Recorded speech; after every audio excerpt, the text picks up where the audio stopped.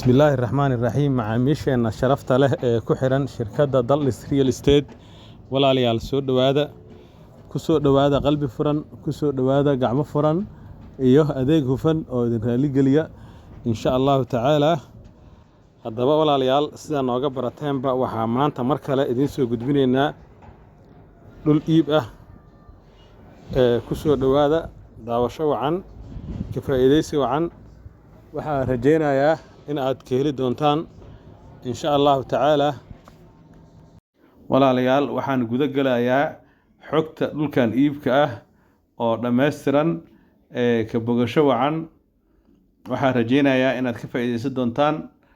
dhulkan fursadda ah ee aan idin soo gudbinayno dhulkan waxa uu fursad u yahay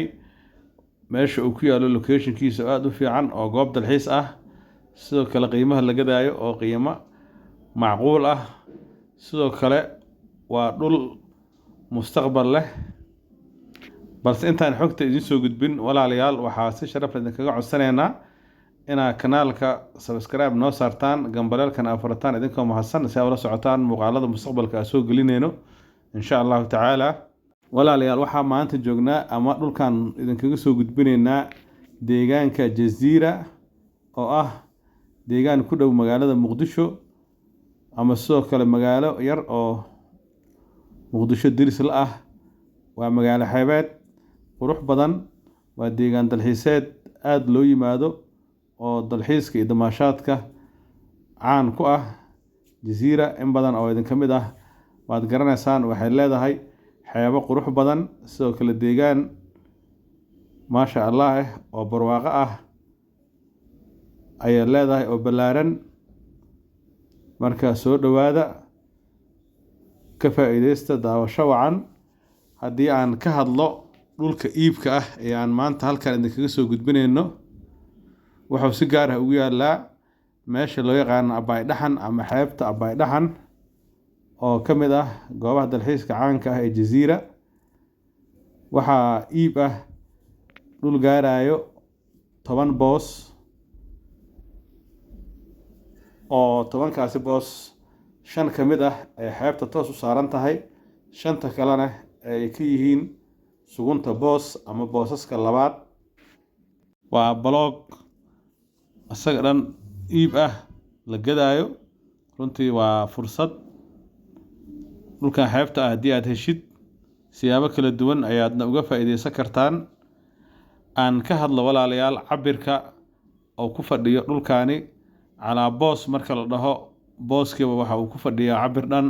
20 lagu dhufto 20 ama finti bar finti taasoo ah in booskiiba dhinac kasta uu yahay 20 mitir dherer 20 balacna sidoo kale 20 mitir walaalayaal dhulkan iibka ah uma dheera hotelka Tropical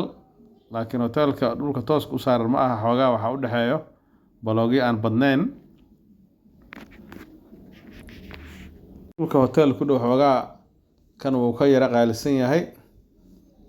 ayaan hore ayaa dhul idinkaga soo gudbinay haddana dhul kale oo kii ka jaban ayaa maanta idiin haynaa marka soo dhawaada ka faa'iideysta walaalayaal haddii aan ka hadlo dhanka dukumiintiga dhulkaani dukumiintiga uu leeyahay waa nadiif waa dukumiintiyadii hore ee xilligii dowladdii dhexe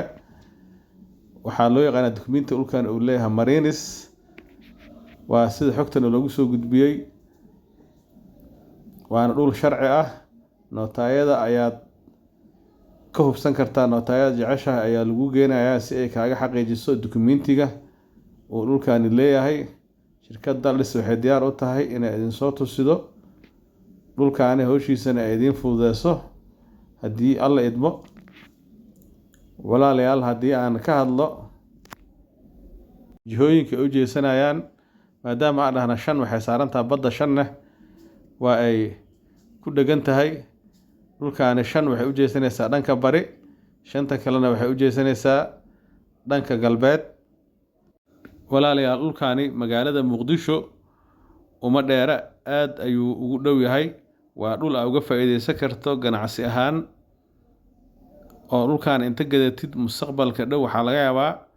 in meeshaan ay wax ku darsamaan maadaama meel istiraatiiji ah goob dalxiis aad u qurux badan ay tahay oo fursadan hadda ay haysatid in dhulkan beec ah aad weysid dadka ay kaaga hormaraan hadhowtina qiimo badan lagaa siiyo marka haddii aad gadatid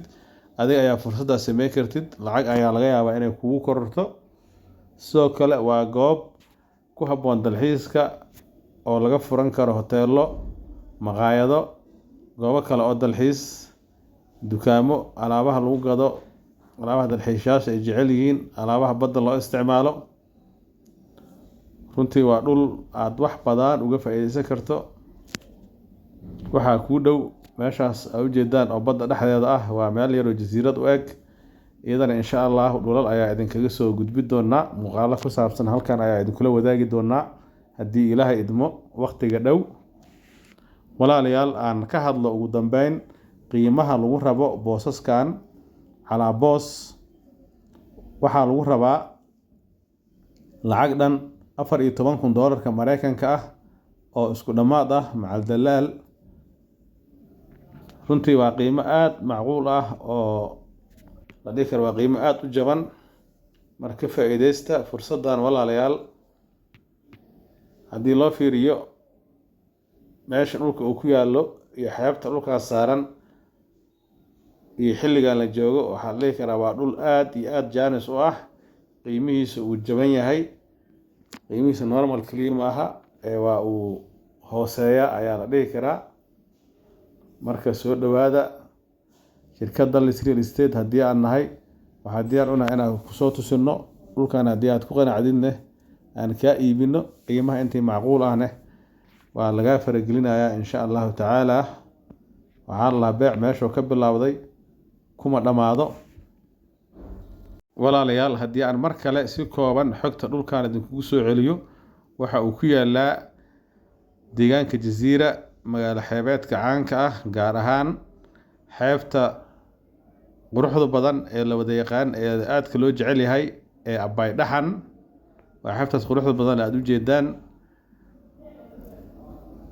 dhulka iibka ah waa 10 boos 5 ka mid ah ee xeebta saaran tahay 5na ay ka tahay sugunto 5ta xeebta saaran dabcan berimo ay xeebta ka yihiin cabirka calaa boos waa 20 lagu dhufto 20 dukumiintigooda waa marinis qiimaha lagu rabo calaa boos waa $14,000 Mareykanka oo isku dhammaad ah walaalayaal shirkadda Dallas Real Estate waxay diyaar u tahay in meel alla meeshii aad dhul ka rabtaan ee idin iibiso magaalada Muqdisho iyo hareeraheeda gobollada qaarkood sidoo kale haddii aad dhul leedahay in lagu iibiyo lagu xayeysiiyo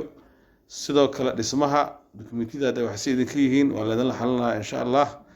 walaalayaal ugu dambeyn waa mahadsantihiin anaga iloobina inaan muuqaalka share like noo dhahdaan waa mahadsantihiin mar kale wassalaamu calaykum waraxmatullaahi